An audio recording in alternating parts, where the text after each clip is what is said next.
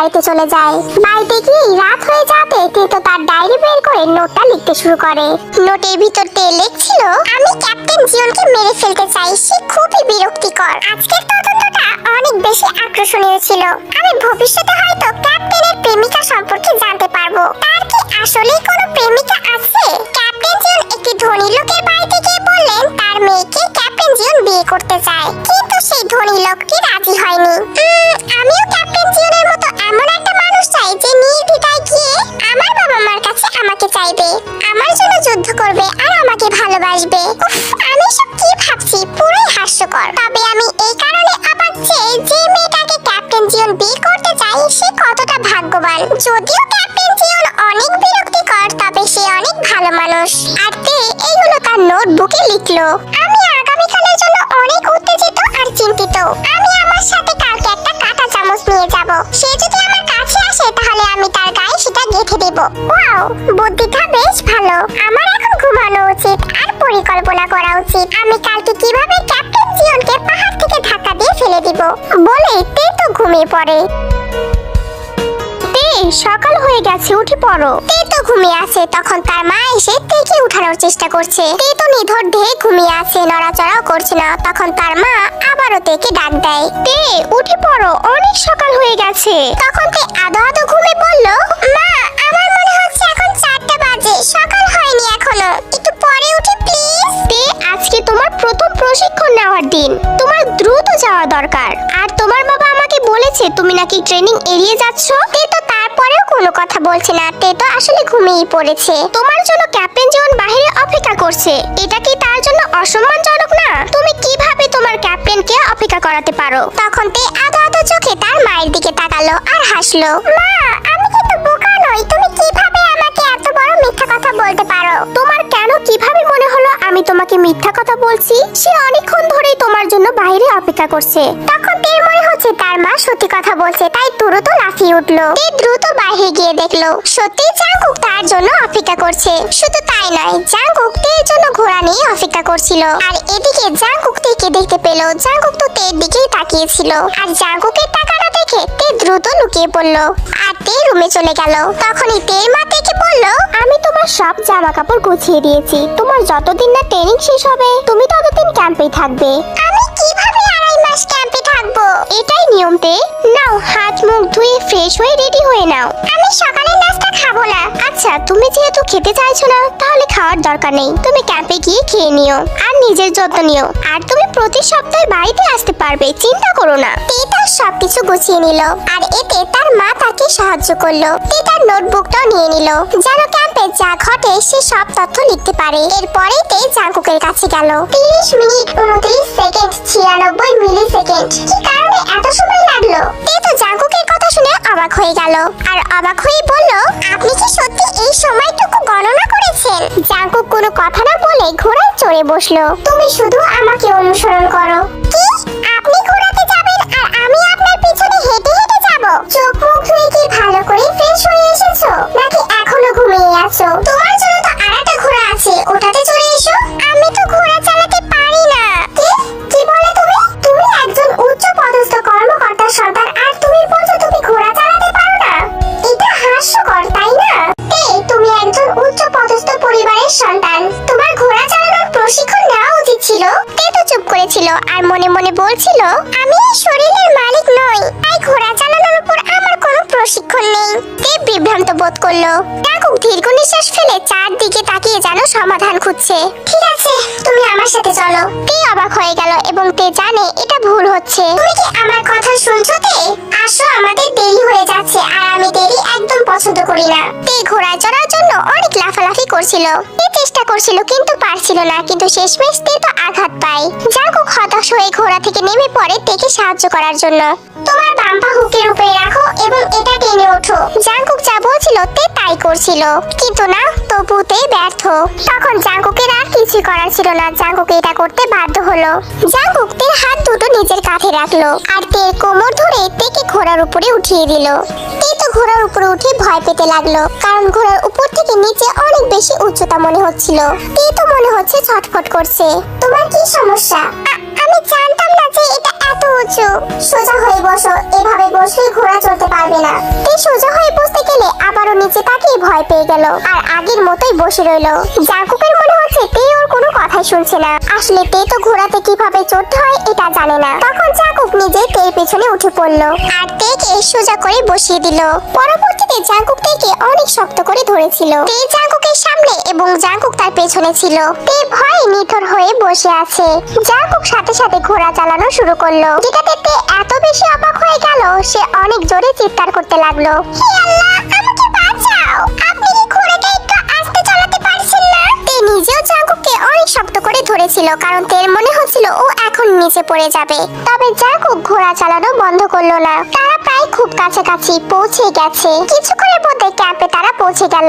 এখানে প্রচুর সৈনিক আছে, হয়তো এখানে প্রশিক্ষণের জন্য নতুন ব্যাচ। জাঙ্কুক ঘোড়াটিকে পাশে দাঁড় করে রাখলো যেন তে নামতে পারে। তবে না, আবারও সেই একই ব্যাপার, তে ঘোড়া থেকে নামতে পারছে না। তখন জাঙ্কুক একই রকম ভাবে তেকে ঘোড়া থেকে নামিয়ে দেয়। তে ঘোড়া থেকে নেমে মাটিতে লুটিয়ে পড়লো। আমি কি বেঁচে আছি? আমি কি বেঁচে আছি না মরে গেছি? তের হাত পা তো কাঁপাকাঁপি করছিল। এদিকে তের কাণ্ড কারখানা দেখে জাঙ্কুক তার হাসি চেপে ধরে রেখেছে এবং তের দৃষ্টি আকর্ষণ করার জন্য জাঙ্কুক একটু কাশি দিল। তবে তে তো জাঙ্কুকের দিকে রাগী দৃষ্টিতে তাকায়। তার কারণে কাজের কথা ভেবে জাঙ্কুক সেখান থেকে চলে যায় আর সব সৈনিকের সামনে দাঁড়িয়ে বলে, 5 মিনিটের প্রথম কল। বলার সাথে সাথেই প্রথম কল বেজে ওঠে। জাঙ্কুকের কথা শুনে সবগুলো সৈনিক সোজা হয়ে দাঁড়িয়ে পড়ে। আর এদিক থেকে তে ভাবছে, আমি বিশ্বাস করতে পারছি না যে সে আমার ঘুমের জন্য অপেক্ষা করেছে এবং সে এত জোরে ঘোড়া চালিয়েছে যে আমি প্রাণ হারাতে নিচ্ছিলাম। আমি ইন্দ্রিয় আক্ষরিক গর্তে জেগে উঠেছিলাম, মনে হচ্ছিল মারাই যাব, কিন্তু আমার কেমন জানি অনুভূতি হচ্ছিল। আমি জানি এই মাত্র আমরা দেখা করেছি এবং আমি তার পাশে স্বাচ্ছন্দ্য বোধ করছি। যাই হোক, কল কি? এখানে অনেক সৈনিক আছে, তাই এখানে দল গঠন করা হচ্ছে। সবার মধ্যে 7 জন করে বেছে নেওয়া হচ্ছে। চারদিকে তাকালো, তার কাছে সবাই অপরিচিত, কারণ তে এই যুগের না। আর জাঙ্কুক তো তে থেকে গুরুত্ব সহকারে নজর রেখেছে, যেহেতু জেনারেল তাকে নজর রাখতে বলেছে। কিন্তু জাঙ্কুক বুঝতে পারছে না ও কি তের কাছে যাবে। হঠাৎ করে কেউ একজন তের কাঁধে হাত রেখেছে। সেও তের অপরিচিতই, কিন্তু সেই লোকটা অনেক মিশুক স্বভাবের। আরে, আপনি কি এই মুহূর্তে একটি গ্রুপে যোগ দিয়েছেন? না না, আমি এখনো পর্যন্ত কোনো গ্রুপে যোগ দেইনি। ও, আপনি চাইলে আমাদের গ্রুপে যোগ দিতে পারেন। আমার নাম হোসক, আপনার সাথে দেখা করে অনেক ভালো লাগলো। আমার নাম কিম ক্যাং, সবাই তে বলে ডাকে। তারা তাদের দলের দিকে এগিয়ে গেল এবং তাদের দলেও 7 জন সদস্য হয়ে গেল। দলের সদস্যরা তাদের নাম বলল, আমি নামজুন, আমি সকজিন, আর আমি সিউলিয়ন। এভাবে প্রত্যেকটা সদস্য তাদের নাম বলল। তে সবাইকে হাসি মুখে অভ্যর্থনা জানালো। সবাই লক্ষ্য করলো তে অনেক নার্ভাস। কিন্তু এখানে আমাদের দলে তো 6 জন, আরেকজন কোথায়? হাই, আমি পাক বুগাম। বুগাম এসে একটা হাসি দিয়েছে, যে হাসিতে তের বুগামকে অনেক বেশি কিউট লেগেছে। এই দলে 3 জন মেয়ে আর 4 জন ছেলে আছে। অবশেষে ক্যাপ্টেন জিওন আসলো আর বলতে শুরু করলো, আমি দেখেছি আপনারা একে অপরের সাথে পরিচয় হতে পেরেছেন, আর এখন কাজের সময়, আপনারা তাহলে কাজ শুরু করে দিন। বলে জাঙ্কুক সেখান থেকে চলে যায়। আমি আগেই তা বলেছি, আপনাদের 5টি ল্যাব জগিং করতে হবে, আপনারা শুরু করুন।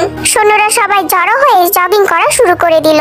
এটি ছিল মাত্র 2 ল্যাব। ইতিমধ্যেই তে ক্লান্ত হয়ে গেল। তাদের দলের সদস্যদের ঠিক একই রকম অবস্থা। তারা 5টি ল্যাব জগিং শেষ করলো এবং তে তার পায়ে অনেক ব্যথা অনুভব করছিল, কারণ তে এসবের সাথে একদম অভ্যস্ত না।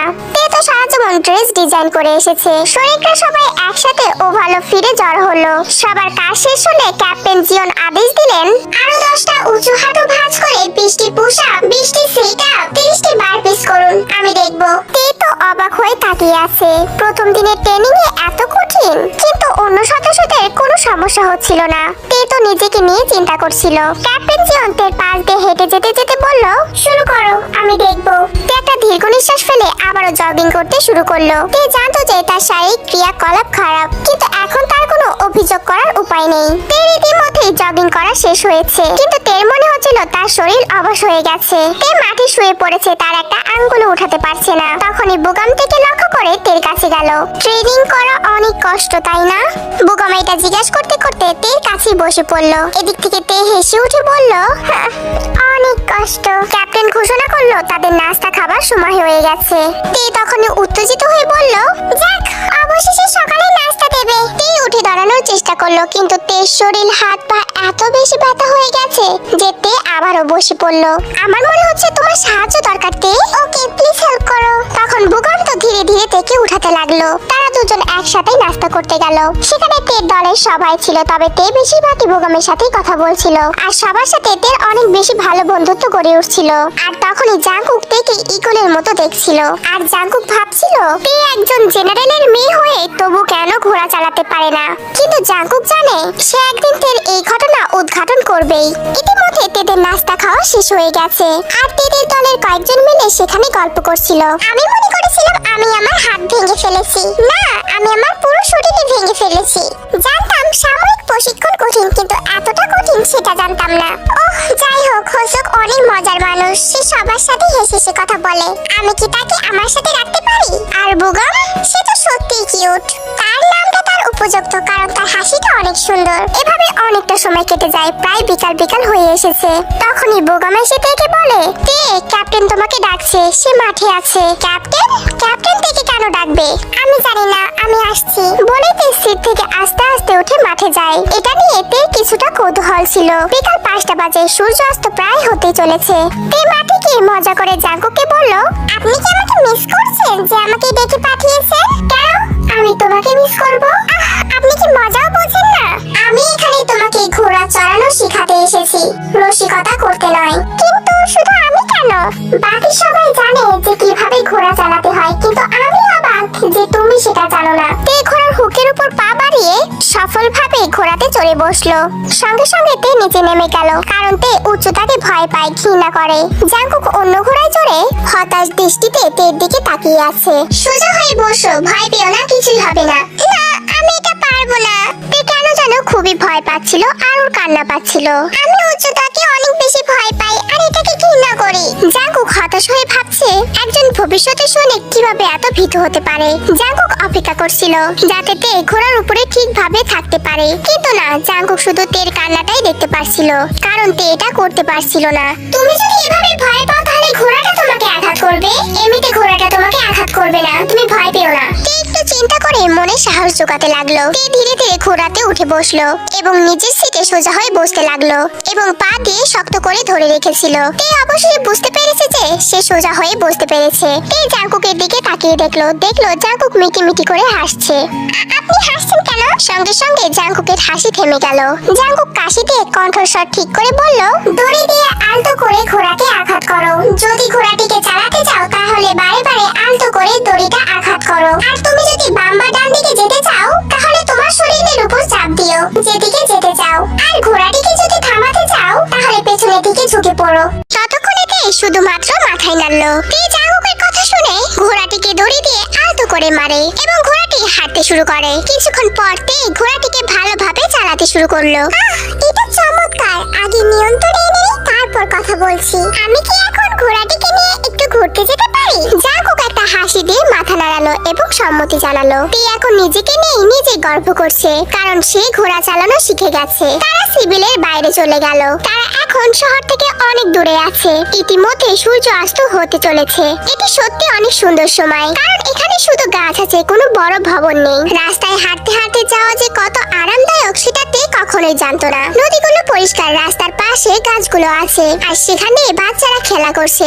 এই দৃশ্যগুলো দেখে তে খুব ভালো লাগছিল, কারণ ভবিষ্যতে পৃথিবীতে আর এইসব দেখতে পাওয়া যায় না। ঘোড়াটি হঠাৎ করে কাঁপতে কাঁপতে পা দুটো উপরে উঠিয়ে নিল, কারণ বাচ্চারা পথ দিয়ে খেলছিল এবং একটি পাথর ঘোড়ার চোখে এসে লেগেছে। ঘোড়াটি হঠাৎ করে অনেক দ্রুত দৌড়াতে লাগলো, অনেক বেশি দ্রুত। তে চিৎকার করতে লাগলো এবং ভয়ে কান্না করে দিয়েছে। ঘোড়াটি অনেক জোরে দৌড়াচ্ছিল, যেটা তের কন্ট্রোলের বাইরে হয়ে গিয়েছিল। অন্যদিকে ক্যাপ্টেন জিওনো তেকে অনুসরণ করে ঘোড়া নিয়ে ছুটে আসছিল তেকে সাহায্য করার জন্য। ঘোড়াটি এখনো থামছে না। জাঙ্কুক জানে না যে ঘোড়াটি কোথায় যাচ্ছে, তবে জেনারেলের মেয়ের কিছু হলে তার রক্ষা নেই। জাঙ্কুক তের পিছু করতে করতে একটা বনের মধ্যে চলে গেল। জাঙ্কুক তের কান্নার শব্দ শুনতে পাচ্ছিল এবং জাঙ্কুকের অন্য কোনো দিকে খেয়াল ছিল না। সে শুধু তের পিছুনি করছিল। তের ঘোড়ার সামনে আর একটি ঘোড়া ছুটে এলো এবং এর ফলে তে ঘোড়া থেকে ছিটকে নিচে পড়ে গেল। তে অনেক আঘাত পেল এবং তে ভেবেছিল সে তো আজকে মারাই যাবে। জাঙ্কুক তের এই অবস্থা দেখে তাড়াতাড়ি করে ঘোড়া ঘোড়া থেকে নেমে তের দিকে যেতে লাগলো।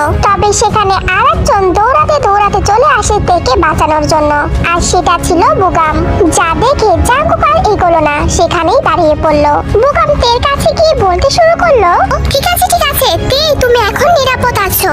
তে অনেক বেশি ভয় পেয়ে গিয়েছিল, যার কারণে ওর হাত পা কাঁপছিল, আর তে কান্না করতে করতে বলল, আমি আর কখনো ঘোড়াতে উঠবো না। অন্যদিকে জাঙ্কুক দাঁড়িয়ে দাঁড়িয়ে সবকিছু দেখছিল, আর এক পা দুপা করে ওদের কাছে গেল। ক্যাপ্টেনকে দেখে বুগাম সেলুট করলো। অবশ্য বুগাম তেকে ধরে মাটিতেই বসেছিল। ক্যাপ্টেন, আমি দুঃখিত, আপনি যখন দ্রুত তেকে অনুসরণ করছিলেন তখন আমিও আপনার পিছনে চলে এসেছি। আমি ভেবেছিলাম আপনাদের কোনো বিপদ হয়েছে।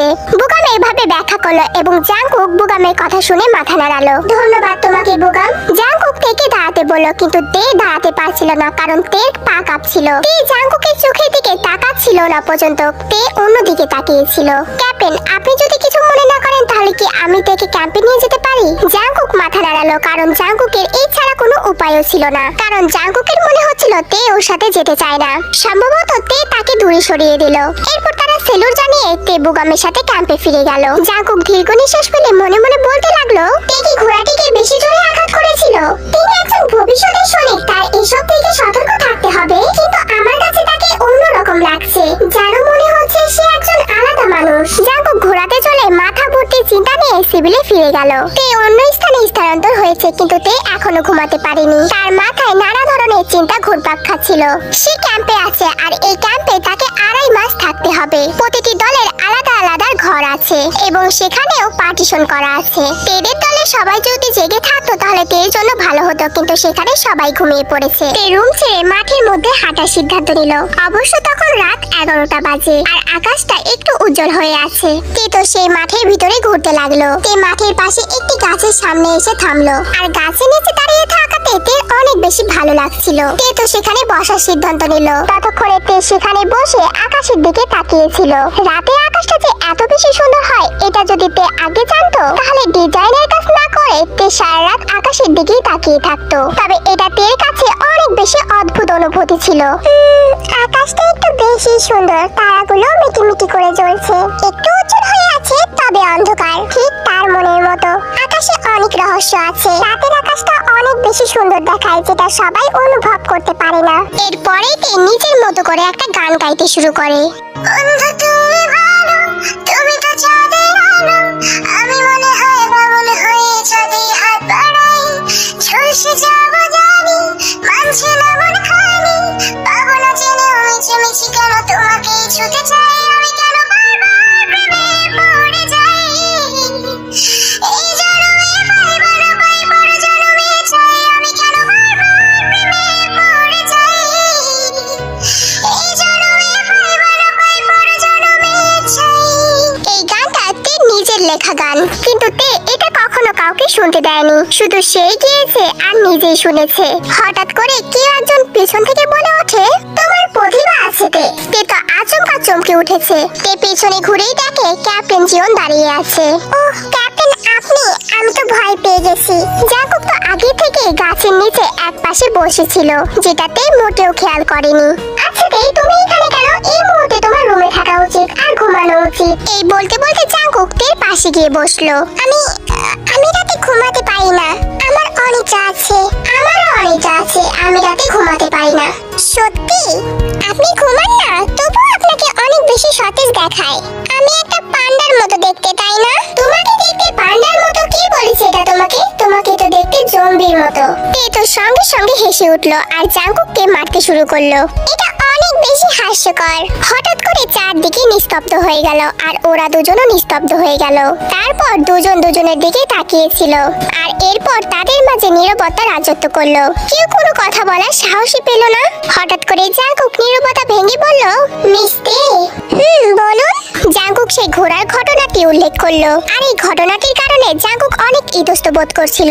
ঘোড়াটা কি তোমাকে বেশি আঘাত করে ফেলেছে? তুমি কি এখন ঠিক আছো? তে শুধু জাঙ্কুকের দিকেই তাকিয়েছিল, কোনো কথাই বলতে পারছিল না। তে তো ভাবছিল যে ক্যাপ্টেন এতটা যত্নশীল কিভাবে হলো। এখন আমি ঠিক আছি। এরপর জাঙ্কুক মাথা নাড়িয়েই উঠে দাঁড়ালো। আমার শুনে ভালো লাগলো যে তুমি এখন ঠিক আছো। আচ্ছা, এখন রুমে গিয়ে ঘুমিয়ে পড়ো, তোমাদের কাল ট্রেনিং আছে। শুভরাত্রি ক্যাপ্টেন। জাংকুক চলে যাওয়ার সময় পিছনে তাকিয়ে চিৎকার করে তেকে শুভরাত্রি বলল। এরপরে তে নিচে উঠে দাঁড়িয়ে রুমে চলে গেল। তবে রুমে গিয়েও তের ঘুম ধরছিল না, তাই মনে মনে ভাবছিল সে কি আমার মতোই রাতের আকাশ পরিদর্শন করার জন্য বাইরে বের হয়েছিল। এটা তো কোনো কাকতালীয় ঘটনা না। তবে আমি আজকে যে ঘটনার সম্মুখীন হয়েছি এটা আমাকে নোট করতে হবে। এরপর তে ডায়েরি আর কলম নিয়ে বসে গেল নোট করার জন্য। 13 অক্টোবর 1894। প্রিয় ডায়েরি, আমি সত্যিই জানি না যে আজ আমি ক্যাপ্টেন জিওনের সম্পর্কে কোনো তথ্য পেয়েছি কিনা। তবে আমার সাথে আজ অনেক ঘটনা ঘটেছে আর এটি খুবই হতাশাজনক। আমি কিছু বুঝতে পারছি কিনা এটাও আমি জানি না। তবে ক্যাপ্টেন জিওন ইদানিং আমার যত্ন নিচ্ছে। আমি জানি না সে এটি পছন্দ করে কিনা। তবে বনের ঘটনাটিতে তাকে অনেক চিন্তিত দেখাচ্ছিল আর এটা আমার মনে অন্যরকম অনুভূতি সৃষ্টি করেছে। আমি কি তাকে নিয়ে বেশি অনুমান করেছি নাকি সে শুধু আমার বাবার আদেশ পালন করছে? তবে এটা ভাবা খারাপ নয়, কারণ সে আসলে অনেক যত্নশীল। আমার এক মুহূর্তের জন্য মনে হচ্ছিল সে আমার অনেক খেয়াল রেখেছে। আমি কি এটা আবারও পেতে পারি? আশা করি পরের দিনগুলোতে আমি আরো ভালো লিখব। হতাশ, কিম তাইয়াং। এভাবে ট্রেনিং এর মধ্যে দিয়ে কিছুদিন চলল। অবশেষে শনিবারে তাদের 5 ঘন্টার বিরতি আছে আর তের শরীরটাও আগের তুলনায় এখন ভালো আছে। তারপরের দিন শনিবারে তে বাড়িতে গিয়ে পেছন থেকে তার মাকে চোখনি দিতে চেয়েছিল, কারণ তখন তের মা গাছে পানি দিতে ব্যস্ত ছিল। ওহ আমার তে, তুমি এসে পড়েছো। এটা বলতে বলতে তের মার চোখ ছলছল করছিল। তারা একে অপরকে জড়িয়ে ধরলো। তে তো তার মাকে অনেক মিস করেছে। ভালো হয়েছে তে তুমি আজকে এসেছো। তোমার ভাই আর বোনও আজকেই বাড়িতে এসেছে। ভাই বোন? তে তো অবাক হয়ে গিয়ে তোতলাতে থাকলো, কারণ তে বিশ্বাসই করতে পারছিল না ওর ভাই বোন আছে। তে আমি জানি তুমি তোমার ভাই বোনদেরকে অনেক বেশি মিস করেছো। তের মাও আজকে অনেক বেশি খুশি। আসলে মা হিসেবে তার খুশি হওয়ারই কথা, কিন্তু অন্যদিকে তে তো শুধু মাথা নাড়িয়ে যাচ্ছে। তে তো ভেবেছিল তে এই পরিবারের একমাত্র সন্তান, কিন্তু না, তার আরো ভাই বোন আছে। তে তো ওর ভাই বোনের সাথে দেখা করতে অনেক বেশি নার্ভাস বোধ করছিল, কারণ তের ওদের সম্পর্কে কোনো ধারণাই ছিল না। ওহ তারা চলে এসেছে, এই বলেই তের মা তো তাদেরকে এগিয়ে আনতে গেল। তে তাদের সাথে দেখা করতে অনেক বেশি নার্ভাস বোধ হচ্ছিল। তারা ঘোড়ার গাড়িতে করে এসেছে। তে জানতো যে এই পরিবার ধনী, কিন্তু তে কখনো এরকম রাজকীয় অভ্যুত্থান দেখেনি। ও তে আপু, মেয়েটা এই বলে তের কাছে এগিয়ে আসলো আর তেকে এসে জড়িয়ে ধরলো। আর এই মেয়েটা সম্ভবত তের বোন হয়। তে তো তার বোনের কথার উত্তর দিতে পারছে না, কারণ এই সম্পর্কে তে জানেই না। আর মেয়েটাকে দেখে অনেক বেশি ছোট মনে হচ্ছিল। একজন লোক ছিল যাকে দেখে তে অনেক বেশি ভয় পেয়ে গেছে, কারণ তার চোখ দুটো বাঘের মতো। মনে হচ্ছে সে অনেক বেশি রাগী। তবে তের ভয় কেটে গেল তখন যখন লোকটা এসে বলল, তে তুই কেমন আছিস? হ্যাঁ ভালো আছি। মেয়েটি অবিলম্বে কান্না করতে করতে তার বাবার কাছে গেল। আমি তোমাকে অনেক মিস করেছি। আমিও তোমাকে অনেক মিস করেছি জেনি। কিন্তু তের আরেক ভাই দূরে দাঁড়িয়ে তার বাবাকে সালাম দিল। তার বাবা শুধু মাথা নাড়ালো আর ফিরে চলে গেল।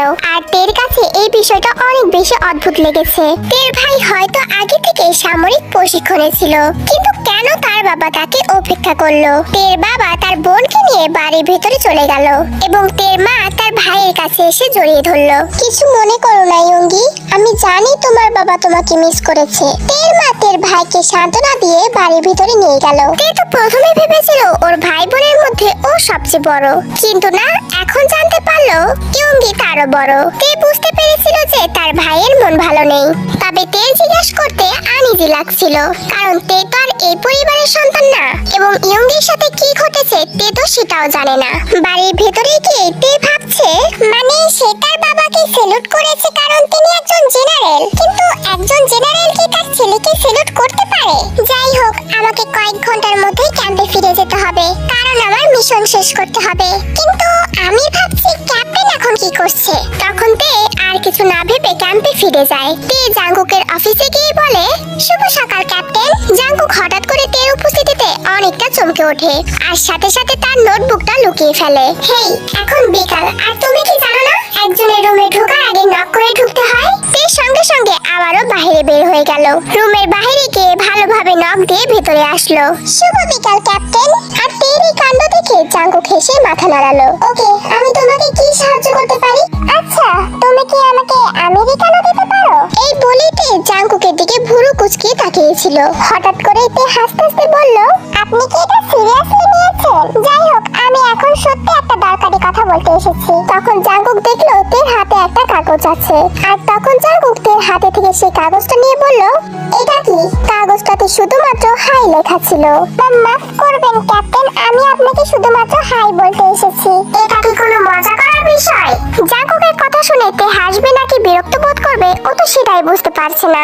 দেখো, আমি একজন ব্যস্ত মানুষ, তোমার সাথে রসিকতা করার সময় আমার কাছে নেই, তাই কোনো গুরুত্বপূর্ণ কথা না থাকলে এখন এখান থেকে যেতে পারো। ক্যাপ্টেন, আপনি হয়তো জানেন না, এটি হয়তো সাধারণ হাই, কিন্তু অনেকের কাছে অনেক গুরুত্বপূর্ণ। যারা চাপে থাকে তাদেরকে কথা বলার জন্য কাউকে প্রয়োজন। আমার কারোর সাথে কথা বলার কোনো দরকার নেই বলেই জাঙ্কুক নিজের কাজে বসে পড়লো। জাঙ্কুক একটা খালি কাগজে কি যেন লিখতে শুরু করলো, হয়তো ব্যবসায়িক কোনো বার্তা হবে। শুনুন, আমার বাবা আপনাকে আমার যত্ন নিতে বলেছে, তো এটা আপনার আরো দীর্ঘস্থায়ী করা উচিত। তোমার বাবা শুধু বলেছে আমি যেন তোমার খেয়াল রাখি, যেন তুমি ট্রেনিং এড়িয়ে যেতে না পারো। আমি একজন ক্যাপ্টেন এবং একজন সৈনিক, আমি কোনো বেবি টিচার না। তাহলে কি আপনি আমাকে বাচ্চা মনে করেন? এই কথাটা শুনে জাঙ্কুক খুব নার্ভাস বোধ করলো। জাঙ্কুক মনে করছিল তে বিরক্ত বোধ করে সেখান থেকে চলে যাবে, কিন্তু না, তে সেখানেই ছিল। জাঙ্কুক তো রীতিমতো ভয় পেয়ে গেল, কারণ তে একজন জেনারেলের সন্তান, আর এটা দেখে তে তার হাসি অনেক বেশি কষ্ট করে চাপিয়ে রেখেছিল। আচ্ছা ক্যাপ্টেন, আমি কি সত্যি আপনার বাচ্চা হতে পারি? তুমি দয়া করে এখন এখান থেকে যাও। জাঙ্কুকের ধমক শুনে তে চলে যেতে নিয়েছিল, আর যেতে যেতে বলল, ক্যাপ্টেন আপনি কি একটু মজাও বলছেন না? এই বলেই তে রুম থেকে বের হয়ে আসলো। সে সত্যি জানে না কিভাবে মজা করতে হয়। কিভাবে আমি তার সম্পর্কে বড় কিছু খুঁজে পাবো? তার অফিসে ঢোকার সময় দেখলাম আমাকে দেখে সে একটা নোটবুক লুকালো, কিন্তু কেন? সে সেখানে কি লিখে রেখেছে? তে জাঙ্কুকের অফিসের বাইরে ছিল এবং তে দেখতে পেল জাঙ্কুকও বেরিয়ে আসছে। তে গুপ্তচরের মতো জাঙ্কুককে অনুসরণ করতে থাকলো এবং সতর্কতা অবলম্বন করে চলছে। জাঙ্কুক খুব বেশি দূরে যায়নি, কিন্তু তে অবাক হয়ে গেল যখন সে দেখলো জাঙ্কুক তার বাবার অফিসের তালা খুলছে। সে কেন আমার বাবার অফিসের তালা খুলছে? জাঙ্কুক অফিসের মধ্যে গিয়ে ইতিমধ্যে ঘরের দরজাটা বন্ধ করে দিয়েছে। তার কারণে তে কিছু দেখতে পারছে না। ঘরে একটা জানালা ছিল, তবু তে ভালো মতো কিছু দেখতে পারছিল না। ওইখানে সে কি করছে?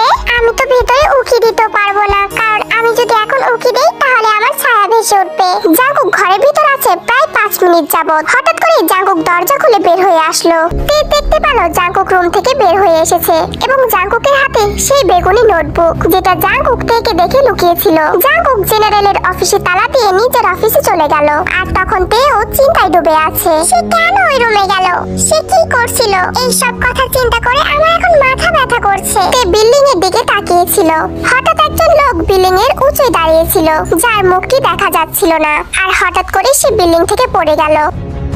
তে তো অবাক, কারণ তে সেই মৃত্যু সাক্ষী হয়েছে। এখন যদিও প্রশিক্ষণ বিরত, তবে অনেক সৈনিকরাই ক্যাম্পে আছে। ইতিমধ্যে ভিকটিমের আশেপাশে অনেক লোক জড়ো হয়ে গেল। কেউ সেখানে গিয়ে লোকটিকে দেখার সিদ্ধান্ত নিল। আর এদিকে জাঙ্কুক অফিস থেকে বের হয়ে ভিড়ের মধ্যে গিয়ে বলল, এখানে কি হয়েছে? সৈনিকরা দ্রুত জাঙ্কুকের পথ খালি করে সেলুট জানালো। জাঙ্কুক দেখতে পেল যে মারা গিয়েছে তার উপরে একটা রুমাল রয়েছে। সঙ্গে সঙ্গে জাঙ্কুক বিল্ডিং এর উপরে তাকিয়ে একটা লোককে দেখতে পেল।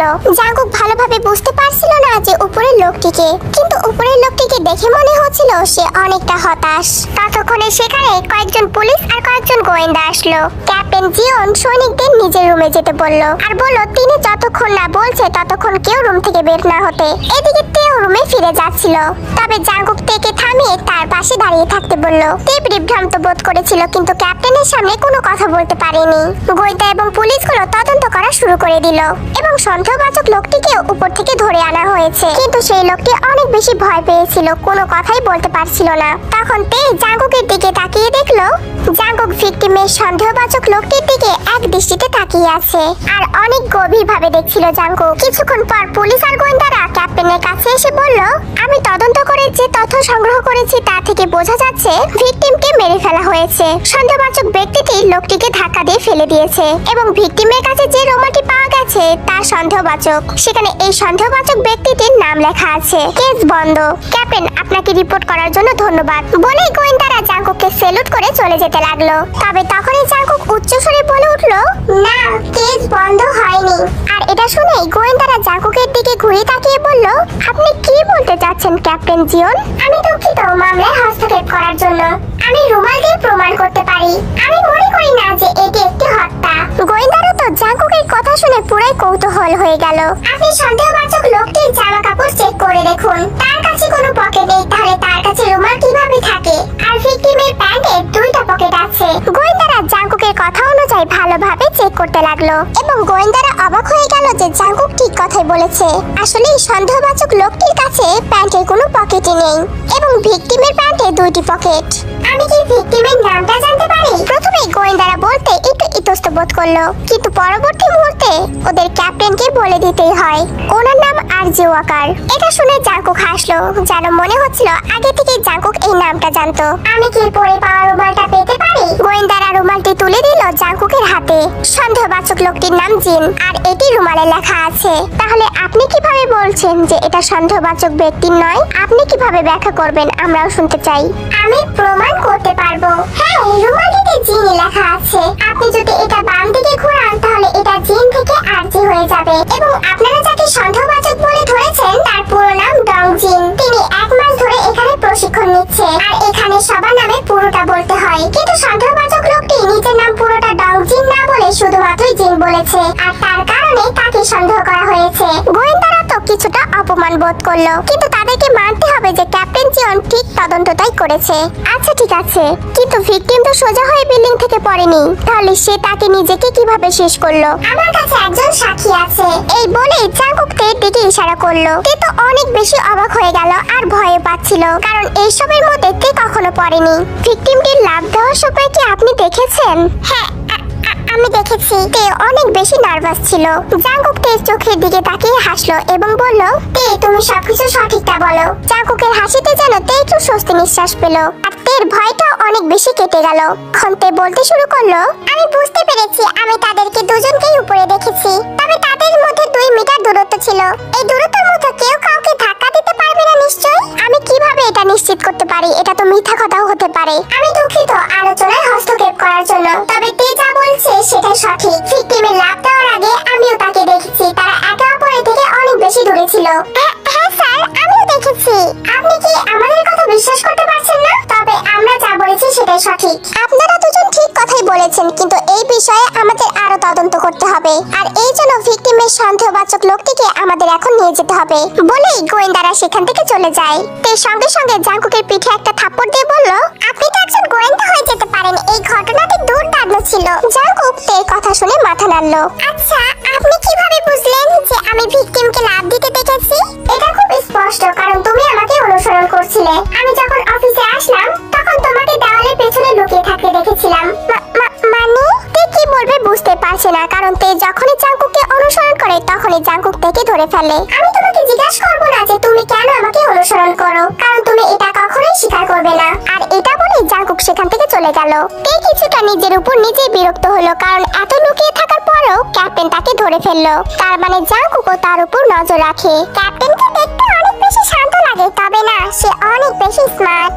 সে অনেক গুরুত্ব সহকারে কেসটা ব্যাখ্যা করলো আর তখন তাকে দেখতে অনেক বেশি হট লাগছিল। ঠিক আছে, অনেক হয়েছে, কিন্তু রুমালটা কিভাবে সে পর্যবেক্ষণ করলো? হ্যাঁ, তিনি অনেক ভালোভাবে মামলাটা সমাধান করেছে, কিন্তু ভিকটিম নিজেকে শেষ কেন করলো? সে তার পিঠ দিয়ে লাফ দিয়েছে। আমার মনে হয় কারোর কথাতে সে লাফ দিয়েছে। এখন আমার মাথায় অনেক প্রশ্ন। আমার আজকের ঘটনাটি নোটবুকে লিখে রাখতে হবে। এই বলেই তে সেখানে লিখতে বসে গেল। অক্টোবরের 20, 1894। প্রিয় ডায়েরি, আমার মনে হচ্ছে আমি ক্যাপ্টেন জিওনের উপরে ক্রাশ খেয়েছি। আমি বলতে চাইছি যে যে কেউ তার উপরে ক্রাশ খাবে, ক্রাশ খেতে বাধ্য। সে যদি ভবিষ্যতে যুগে থাকতো তাহলে সবাই তার উপরে ক্রাশ খেত। কিছুক্ষণ আগে তিনি যেভাবে কেসটা সমাধান করলেন, কেস আসলেই অনেক বিপজ্জনক। তাকে দেখে মনে হলো তিনি আগে থেকে সবকিছু জানতেন। তার এই কেসের মধ্যে ঢোকার কারণ অনেক বড় হতে পারে, কিন্তু তিনি নিজের কথা না ভেবে সন্দেহভাজন লোককে বাঁচানোর চেষ্টা করলো। ক্যাপ্টেনের মৃত্যু হবে আর 2 মাস পর। আমার কেন এত খারাপ লাগছে? আমাকে শুধু ফার্স্ট সম্পর্কে তদন্ত করার কথা বলা হয়েছে। আমি কি তাকে আগে থেকে সতর্ক করতে পারি না? আমি কি তাকে বাঁচাতে পারি না? আমি তাকে বাঁচাতে চাই। আমি কখনোই এমন কাউকে দেখিনি যে তার নিজের দেশের জন্য নিজেকে বিলীন করে দেয়। কেন এটা কি হয় না? অতীতটা পাল্টে ভবিষ্যতে ক্যাপ্টেন জিয়ন বেঁচে থাকবে। উদ্যোগজনক কিম তায়াং। এরপর সবকিছু কিছু লেখা শেষে জাঙ্কুকের অফিসে গেল। জাঙ্কুক অন্যদিকে করে কিছু কাজে ব্যস্ত ছিল। তে উকি দিয়ে দেখার চেষ্টা করলো জাঙ্কুক কি করছে। তবে তখন তে দেখতে পেল জাঙ্কুক একটা ছবি আঁকছে। জাঙ্কুক বন্দুকের ছবি আঁকছিল। তে জাঙ্কুকের প্রতিভা দেখে তো একদম হতবাক। জাঙ্কুক তার সেই বেগুনি নোটবুকে আঁকছিল, যে নোটবুকটা নিয়ে তের অনেক কৌতূহল। তের মনে হচ্ছিল ওই নোটবুকটাতে জাঙ্কুকের অনেক গুরুত্বপূর্ণ তথ্য আছে। আমাকেও তো কিছু প্রতিভা দেখান। তের কথা শুনে জাঙ্কুক চমকে উঠলো এবং প্রায় রাগ করে পেছনে তাকিয়ে দেখতে লাগলো কে এটা। তুমি কি চাও বলে জাঙ্কুক নোটবুকটা পেছনে লুকিয়ে ফেললো। তে নোটবুকটা ইশারা করে বলল, আপনি বন্দুক আঁকছিলেন কেন? কারণ আমি আঁকাতে চাই তাই। জাঙ্কুক রুম থেকে চলে যেতে নিলে তে তাকে থামিয়ে দিল। আপনি আমাকে এড়িয়ে যাচ্ছেন কেন? লিসেন, আমি তোমাকে এড়িয়ে যাচ্ছি না। হ্যাঁ আমি জানি আর ভালোভাবে বুঝতে পারছি আপনি আমাকে এড়িয়ে যাচ্ছেন। না আমি এটা করছি না, আমি তো মৃত্যুর আশা করছি। তে অবাক হয়ে কথা বলতে যাবে কিন্তু সে বুঝতে পেরেছে জাঙ্কুক এই মুহূর্তে কি বলল। সে মরতে চায় কিন্তু তে চায় ক্যাপ্টেন জিয়ন যেন ইতিহাসে বেঁচে থাকে। জাঙ্কুক তের কাছে থেকে পালাতে পেরেছে কিন্তু তে জাঙ্কুককে অনুসরণ করেই চলেছে। এই ধরুন আপনি যদি সত্যি মারা যান তাহলে? তে দেখতে চেয়েছিল এই কথাটি বললে জাঙ্কুক কি বলে, কিন্তু জাঙ্কুক অবাক করে দিয়ে বলল, আমি একজন সৈনিক আর আমি মরার জন্যই জন্মেছি। জাঙ্কুকের কথাতে দুঃখ প্রকাশ পেল। জাঙ্কুক অনেক কষ্ট করে এই কথাটা বলল। জাঙ্কুকের কথা শুনে তে আর কিছু বলতে পারছে না। তে তো অনেক বেশি কষ্ট লাগছিল। তাই তে তখনই কথা ঘোরানোর জন্য বলল, ক্যাপ্টেন আপনি কোথায় যাচ্ছেন? তোমাকে কেন বলবো? তারা হাঁটছে আর কথা বলছে। জাঙ্কুক কিছুটা সামনে আর তে কিছুটা পেছনে। কারণ আমি সুন্দর তাই আপনি আমাকে বলবেন যে আপনি কোথায় যাচ্ছেন। জাঙ্কুক তের দিকে পেছন ফিরে তাকালো। তুমি কি বললে? তে তখনই হেসে বলল, আমি সুন্দর দেখতে তাই আপনি বলবেন আপনি এখন কোথায় যাচ্ছেন। দেখো আমার এখন অনেক কাজ আছে, সেগুলোই করতে হবে। তুমি যখন আমার পেছনে পেছনে অনুসরণ করো আমি তখন কোনো কাজই করতে পারি না। তাই অনুগ্রহ করে নিজের কাজে মনোযোগ দাও। তো আপনি খুবই খারাপ। তে হেঁটে যাচ্ছিল আর তখনই বোকাম সেখানে দৌড়ে আসে। তে বোকামকে দেখে হেসে উঠলো আর বলল, আরে তুমি? হ্যাঁ তে আমি। ভালো হয়েছে আমি তোমাকে দেখেছি। আমি এখন ঘোড়ায় চড়বো, তুমি কি চড়তে চাও? না আমি চড়তে চাই না। তে কিছু হবে না, আমি কথা দিচ্ছি। বোকাম তো তের হাত ধরে নিয়ে যেতে লাগলো। অন্যদিকে জাঙ্কুক ওদের দুজনকে দেখছিল যতক্ষণ পর্যন্ত দেখা যায়। জাঙ্কুক দীর্ঘ নিঃশ্বাস ফেলল এবং তার অন্যরকম অনুভূতি হচ্ছিল। সে এই অনুভূতির ব্যাখ্যা খুঁজতে পারছে না, কিন্তু তিনি এই অনুভূতির ব্যাখ্যা খুঁজতেও চায় না। এবং জাঙ্কুক তে আর বোকামকে দেখা বন্ধ করে নিজের কাজে ফিরে গেল। অন্যদিকে তে ঘোড়াতে চড়ে অস্থিরতা বোধ করছে কিন্তু বোকাম তাকে গাইড করছিল। তে যে নার্ভাস হচ্ছে এটা লক্ষ্য করে বোকাম বলে, তে তুমি চিন্তা করো না, আমরা মাঠের বাইরে ঘোড়া নিয়ে কোথাও যাব না। বোকাম অন্য ঘোড়াতে চড়ে তেকে গাইড করছিল। তারা মাঠের মধ্যে ঘোড়া নিয়ে ঘুরতে লাগলো। ধীরে ধীরে তেও ঘোড়ার উপরে স্বাচ্ছন্দ্য বোধ করতে লাগলো আর তাতেই বোকাম হাসতে শুরু করলো। আমি দুঃখিত যে আমি তোমাকে এখানে জোর করে নিয়ে এসেছি, কিন্তু হয়তো তুমি জানো না যে আমরা যুদ্ধ করতে গেলে ঘোড়াতে চড়ে যাই। আমি জানি কিন্তু আমি এখানে জোর করে এসেছি, কিন্তু এখন ঘোড়ায় উঠে স্বাচ্ছন্দ্য বোধই হচ্ছে। এরপর তারা আবার ঘোড়া নিয়ে মাঠের মধ্যে চলতে শুরু করলো। আমি আমি তোমাকে ধন্যবাদ জানাতে চাই বোকাম। কিন্তু কেন? গত সপ্তাহে বন থেকে আমাকে বাঁচানোর জন্য। আমি সত্যি ভেবেছিলাম আমি সেদিন মারা যাব। ঠিক আছে, তবে আবারও যদি এমন কিছু ঘটে কখনো ভয় পাবে না আর ব্যাপারটা নিয়ে বেশি চিন্তা করবে না। তে বোকামের দিকেই তাকিয়েছিল আর বোকাম হাসছিল। তে মনে মনে ভাবছিল বোকাম আসলে একটা ভালো বন্ধু। তারপর তে হঠাৎ করে মাঠে বসে বিল্ডিং এর দিকে তাকিয়ে দেখলো জাঙ্কুক তাদের দিকেই তাকিয়ে আছে। যখন তে জাঙ্কুকের দিকে তাকালো তখন জাঙ্কুক ওখান থেকে চলে গেল। তে হেসে উঠল এবং তার কাছে এই ব্যাপারটা অনেক বেশি সুন্দর মনে হয়েছিল, কারণ ক্যাপ্টেন জিয়ন তার বাবার কথা অনুযায়ী তেকে খেয়াল রাখার যথাযথ চেষ্টা করছে আর এর কারণে তে নিজেও অনেক নিরাপত্তা বোধ করে। তে জানতো জাঙ্কুক সব সময় এখানে থাকবে এবং তাকে নজর করবে। তে যেখানেই যাক না কেন জাঙ্কুক সব সময় তার উপর নজর রাখবে। তের জীবনে কখনো এত নিরাপত্তা বোধ হয়নি। না না না, যে করে হোক আমার জানতেই হবে আপনার সেই বেগুনি নোটবুকে কি এমন আছে আর কারণে ক্যাপ্টেন সেটা সবসময়ের জন্য লুকিয়ে রাখে। কিন্তু সেই বেগুনি নোটবুকটার রহস্যটা কি? আমি সত্যিই কৌতূহল, কারণ ক্যাপ্টেন অনেক জেদি। ক্যাপ্টেন সেই বেগুনি নোটবুকটা অনেক যত্ন করে রেখেছে, সেটা আপোষে সে আমাকে কখনোই দেবে না। ওই বেগুনি নোটবুকে বিশেষ তো কিছু আছে, নাছাড়া আমার থেকে এভাবে লুকাবে না। গত কয়েক সপ্তাহ ধরে তে জাঙ্কুককে অনুসরণ করেছে, কিন্তু তার বিষয়ে তেমন তথ্য তে সংরক্ষণ করতে পারেনি। আজ তে তার সকল প্রশ্নের সমাধান করতে চেয়েছিল। সে একটি প্ল্যান করেছে, তাকে যে কোনো মতেই সেই নোটবুকটি পেতেই হবে। জাঙ্কুক হলওয়েতে হাঁটছিল আর তখনই সেখানে তে যায়। জাঙ্কুককে দেখে মনে হচ্ছে আজকে জাঙ্কুক অনেক বেশি টেনশনে আছে। High captain. জাঙ্কুক তের দিকে নজর না দিয়ে হাঁটতে লাগলো, কিন্তু তে জাঙ্কুককে অনুসরণ করছিল। আপনি আজ খেয়েছেন? না না কোনো সাড়া দিল না। তে জাঙ্কুকের সাথে কথা বলার জন্য বিভিন্ন উপায় খুঁজছে। ক্যাপ্টেন, আপনি এখন কোথায় যাচ্ছেন? তে অন্যের কাছে হস্তক্ষেপ করো না। এই বলে জাঙ্কুক সিঁড়ি বেয়ে উপরে চলে গেল। তারপরেও তে জাঙ্কুককেই অনুসরণ করছিল। কেন করব না? তে জাঙ্কুকের মেজাজ হালকা করার জন্য বলেছে, তুমি এখান থেকে যাও। কেন আমি যাব? কারণ আমি বলছি তাই। কিন্তু আমি আপনাকে অনুসরণ করতে চাই। এই বলেই তে একটা লাজুকময় হাসি দিল, কিন্তু এতেও কোনো কাজ হলো না। আমাকে অনুসরণ করা বন্ধ করো। এই বলে জাঙ্কুক দ্রুত হাঁটতে লাগলো। তে ফিরে যেতে চাইলো, তবু জাঙ্কুককে পিছন থেকে বলল, না আমি যাব। আপনি কি ঠিক আছেন? আপনাকে অনেক টেনশন দেখাচ্ছে। চলে যাও বলছি। না আমি যাব না। আমরা কি বন্ধু না? আমি বললাম না চলে যাও এখান থেকে। তোমাকে কি একবার কথা বললে কানে যায় না?